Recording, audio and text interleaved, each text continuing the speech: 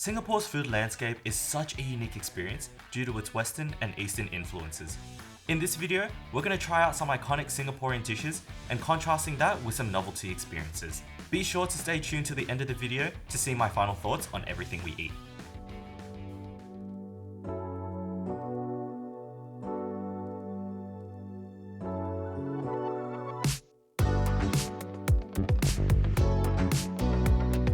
They say that breakfast is the most important start of the day, and Singaporeans love their toast, eggs, and coffee combination. I want to see what the hype is all about. Let's go. While this may sound like a typical Western spread, Singaporeans add their own special twist on each item. When I walked in here, I felt like a complete stranger. Here at Heap Seng, a father-son duo have been serving up their staple breakfast dishes for nearly 50 years. After mustering up the courage to order, I was waiting with anticipation. The coffee butter just came out. Bottom of the coffee, it has some condensed milk already, and I believe that you just need to give that a bit of a stir. Oh yes, you see all that. Condensed milk. I love condensed milk with coffee. Just condensed milk in general. Let's start with the coffee. In that first sip of Kopi Guyo, I swear I could taste their legacy. That coffee is really rich with a charcoal burnt flavor, and the cream of the condensed milk just kind of shapes it all together and makes it really nice. That's a really good coffee.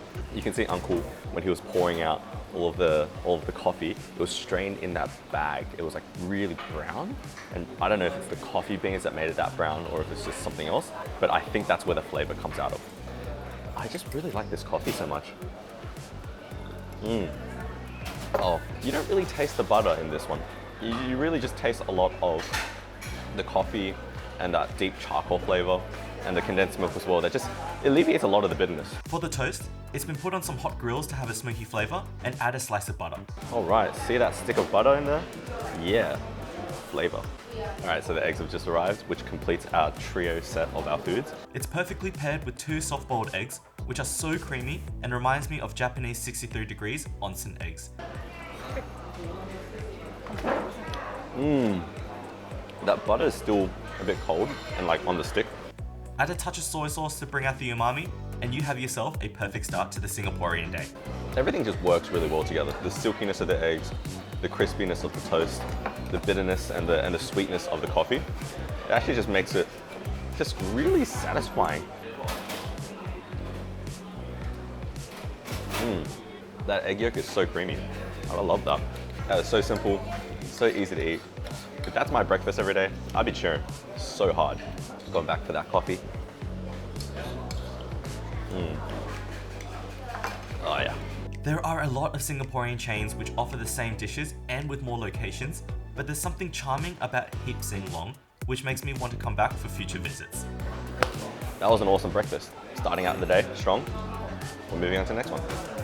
While we're on our way to our next stop, just a reminder to stay to the end of the video to check out Singapore's most famous seafood dish. After a quick tourist stop at the National Museum, ooh, I'm keen to see some memes. We arrive at Antidote. A more upscale dining experience and location, we are here for the Hello Kitty themed high tea. This will be my first high tea experience, so we'll see how this turns out.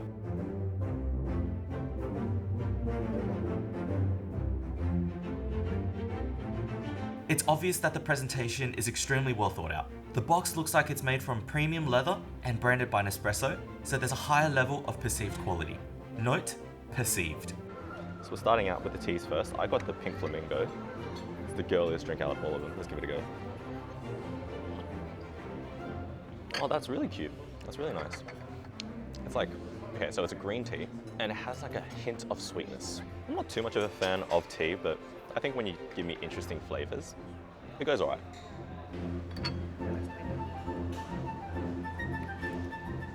Trying out all the condiments of the scones. I think I like the lemon one the best. All right, this is the bite with everything. Yeah. Everything bite. I think it's pretty good. All right, cheers guys. Easy curry puff. Pastry is more on the buttery side. Solid. This looks like a sponge that I clean my table with. Because it's blue, it doesn't look right.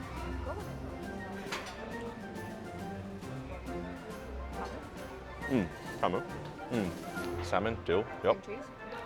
Salmon, dill, cream cheese on bread.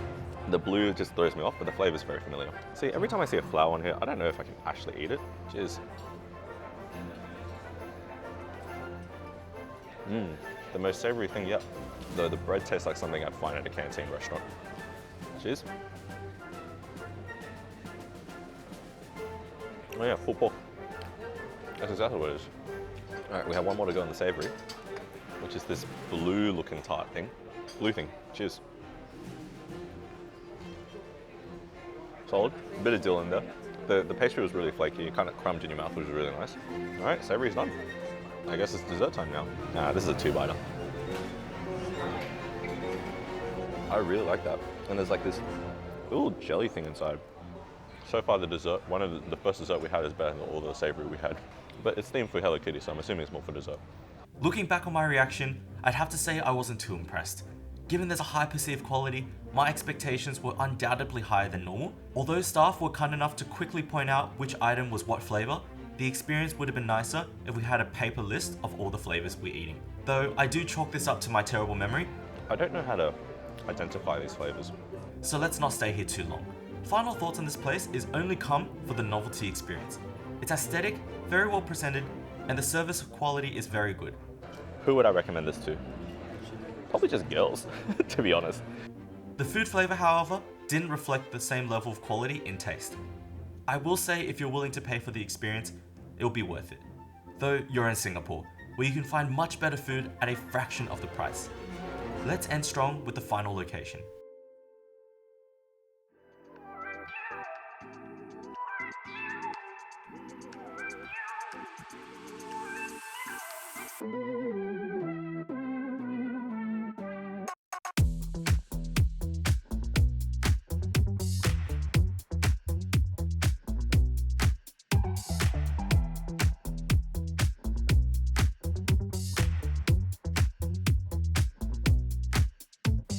Seafood from countries from around the world have their specialties, but there's an argument that nothing is more famous as Singapore chili crab.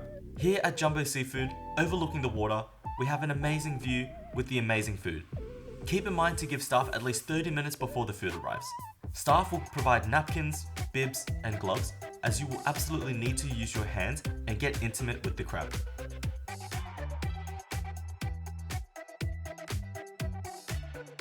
Oh yeah, there's so much flavor in this crab, and the crab is so sweet and so juicy as well. Paired amazingly well with mantau or fried bread to soak up the gravy, it's a seafood experience you'll only want more of. Okay, now I feel kind of bad that we're the last ones here. Everyone's packing up, cleaning for the day, resting up. It's a Friday night as well, and we're just sitting here chomping down on our chili crab. All right, here's the verdict. Is it worth 30 minutes? Yeah, 100% it's worth 30 minutes. I will 100% say try Singapore chili crab if you ever get a chance to. For those worried about its spicy level, it does have some heat, but it's not off-putting. I will come back to Singapore just for Singapore chili crab. That's how good it is. For those who have stuck around to the end of the video, thanks so much for your support. If you're curious to see what I've been up to in Singapore, then definitely click the floating windows provided. So until then guys, I hope you guys all stay safe, stay well, and I'll see you in the next video.